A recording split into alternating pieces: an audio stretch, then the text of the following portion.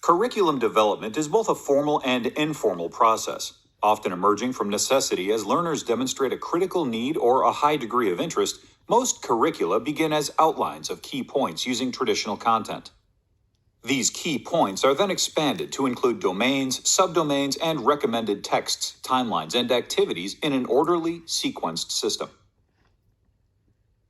Let's take a look at Mrs. Carroll, who has students working through a literature unit focused on plot, protagonist, and antagonist.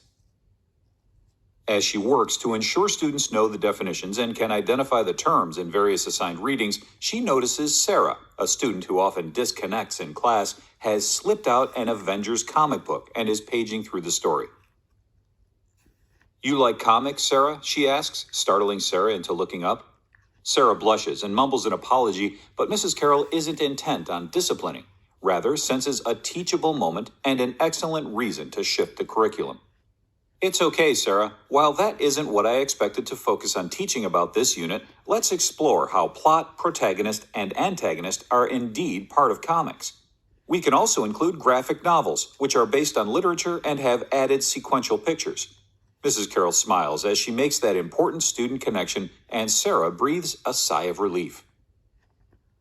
Content curriculum, also known as subject-driven curriculum, is the best-known model, most often based on selected textbooks that the teacher, school, or stakeholders feel addresses the required grade-level standards. The intention of this curriculum is comprehensive coverage of a subject. A good example is a high school or collegiate program leading to a degree. Institutions strive to guarantee relevant content has been covered in an organized and consistent program. Institutions recognize that a linear approach, often viewed as textbook cover-to-cover curriculum, limits the students' more realistic interdisciplinary learning.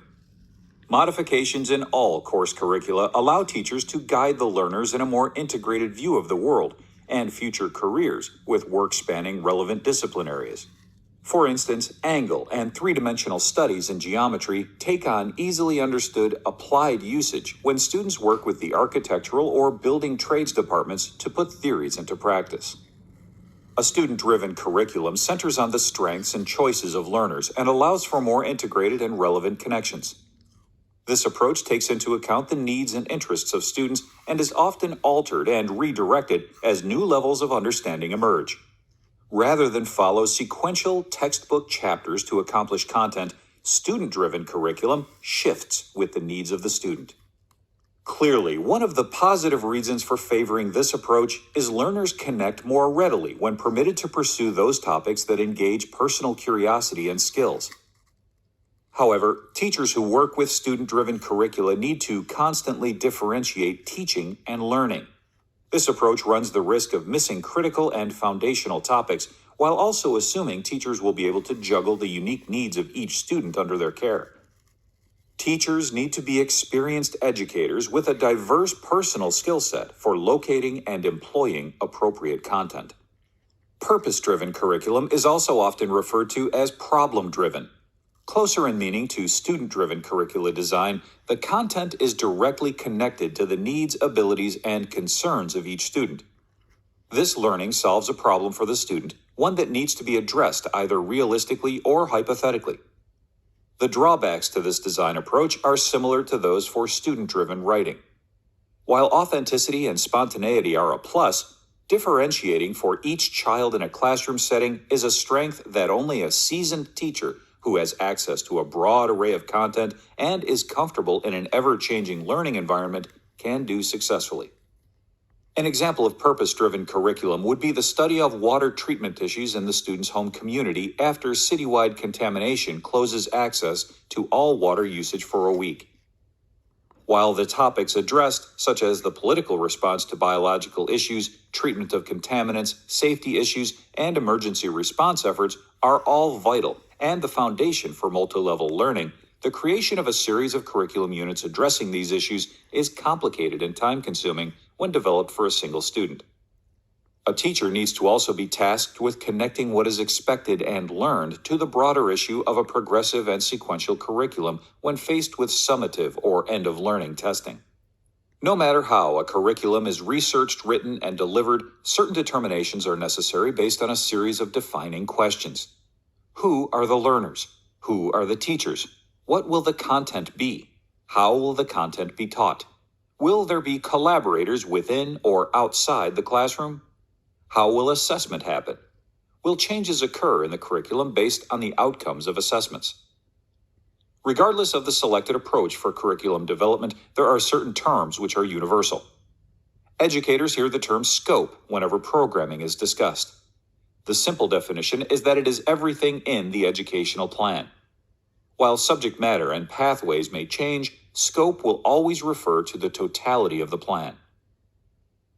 Alignment and continuity remind the curriculum developer to ensure all parts of the proposed content both work together and wrap back through, or scaffold, in an ever-increasing degree of difficulty or sequential expectation. Another similar term is integration, which spotlights bringing together all important components from all sectors of the proposed curriculum content. Many top educational researchers are viewed as experts in the field of curriculum processes and writing. Their approaches and concepts continue to affect 21st century curriculum models and design, even as educators are charged with creating educational content that did not even exist in the mid-20th century. Hilda Taba, who lived from 1902 to 1967, was a renowned educator, researcher, and curriculum developer who changed the approach to curriculum in the 60s and beyond. She introduced an inductive model that relied on the student's ability to think and determine their own learning processes.